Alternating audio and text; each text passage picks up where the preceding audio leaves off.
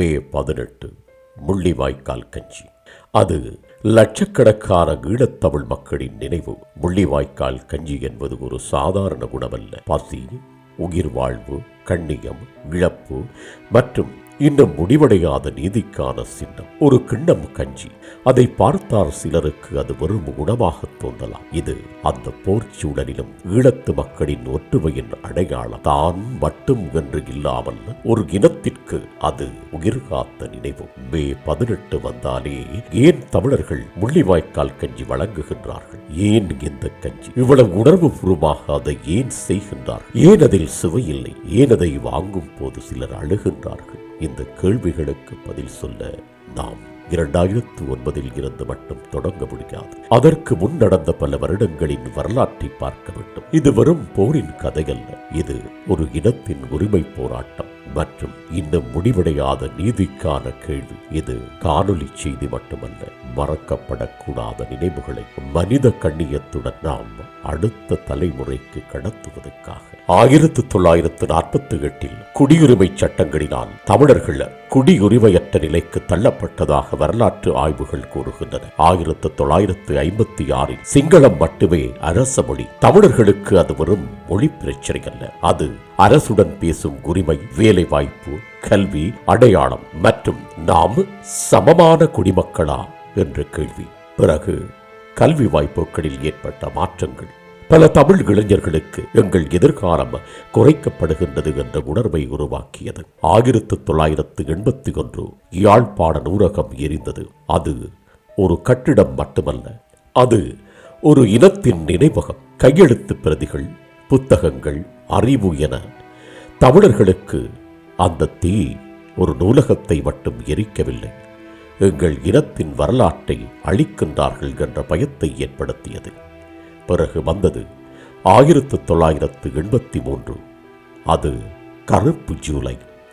தமிழர்கள் குறிவைக்கப்பட்ட வன்முறை, எரிந்த வீடுகள், தப்பிச் சென்ற குடும்பங்கள், பயம், இடப்பெயர்வு. அந்த நாட்களின் பின்னர் பல தமிழ் இளைஞர்கள் அமைதியான அரசியல் மட்டும் போதாது என்று நம்பத் தொடங்கினார்கள்.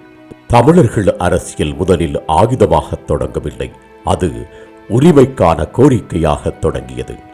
மொழி உரிமை, சமத்துவம், பாதுகாப்பு, சுயநிர்ணயம். ஆனால் நிறைவேறாத அரசியல் ஒப்பந்தங்கள், நம்பிக்கையின்மை, வன்முறை இவை அனைத்தும் சேர்ந்து நாட்டை ஆயுத மோதலுக்கு தள்ளின. LTT உட்பட பல ஆயுத இயக்கங்கள் உருவானது. போர் ஆரம்பித்த பிறகு சிங்கள பேரினவாதத்தினால் அதில் மீண்டும் அதிகமான தமிழர்களே பாதிக்கப்பட்டனர். 2009 போர் இறுதி மூச்சை எட்டியது.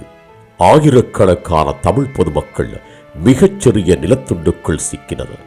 முள்ளிவாய்க்கால், நோ ஃபயர் சோன் என்று அறிவிக்கப்பட்ட இடங்கள் கூட பாதுகாப்பாக இல்லை என்று பாதிக்கப்பட்டவர்கள் நினைவுகள் இன்னும் சொல்லிக்கொண்டே இருக்கின்றன. மக்கள் ஓடிக்கொண்டே இருந்தார்கள், ஒரு இடத்தில் இருந்து இன்னும் ஒரு இடம். கையில் குழந்தை, பின்னால் முதிய தாய், மேலே செல் சத்தம், முன்னால் முடிவில்லாத பயம். நோ ஃபயர் சோன் என்று அழைக்கப்பட்ட அந்த குறுகிய நிலப்பரப்புக்குள் தமிழ் மக்கள் தள்ளப்பட்டார்கள். அங்கே தமிழ் இனம் முற்றிலுமாக அழிக்கப்பட முயன்றதாக பல உயிர் தப்பியவர்கள் நினைவு கூறுகின்றார்கள். வெறித்தனமான தாக்குதல்களில் உணர முடியாத அளவுக்கு மக்கள் உயிரிழந்தனர்.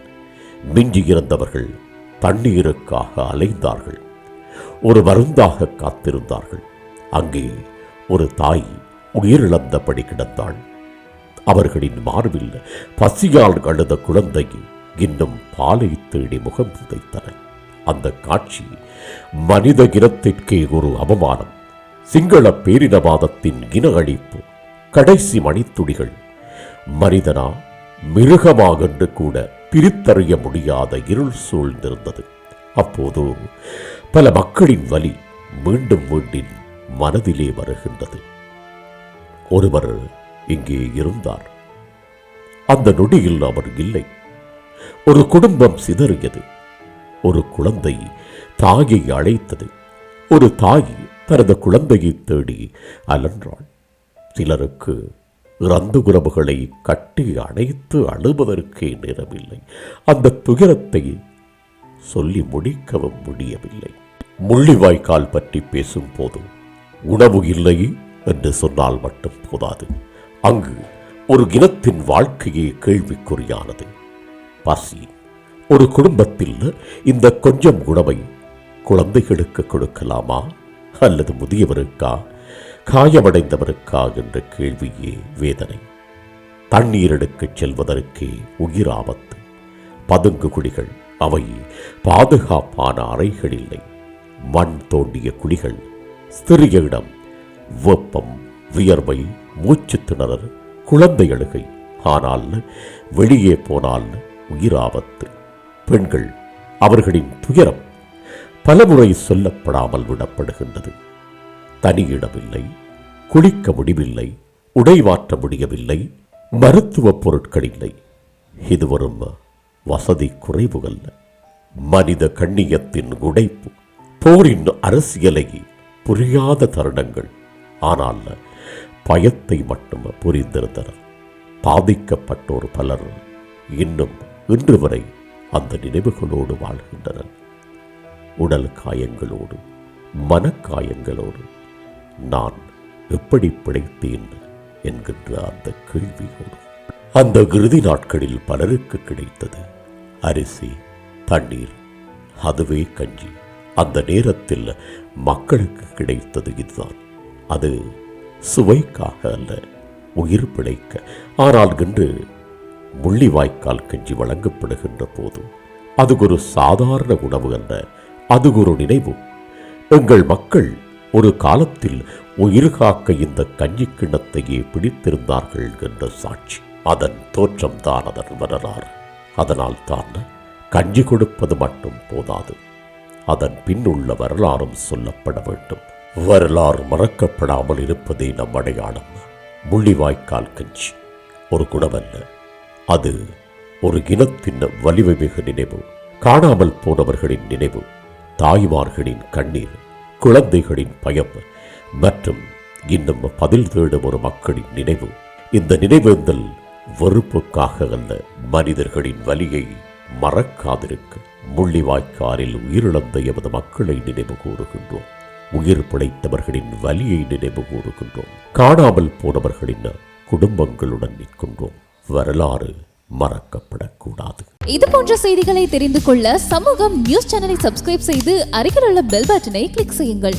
மேலும் இது போன்ற செய்திகளை உடனுக்குடன் தெரிந்து கொள்ள சமூகமீடியா.com என்ற இணையதளத்தின் வாயிலாகவும் எங்களுடன் இணைந்திருங்கள்.